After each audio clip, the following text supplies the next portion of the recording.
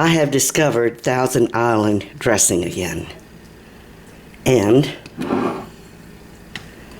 I love G. Hughes sugar-free ketchup. I'm cutting back on my sugar right now.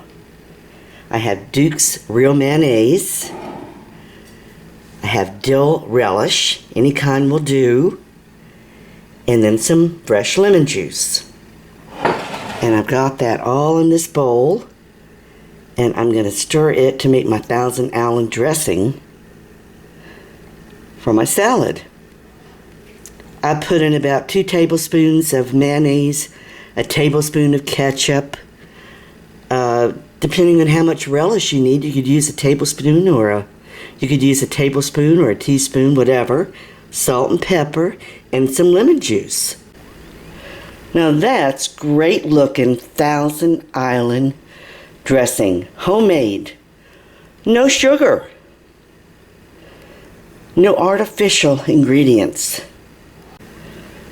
So here's my wonderful salad with homemade Thousand Island dressing, and it is delicious. I just love it. I hope you do too. Bon appetit.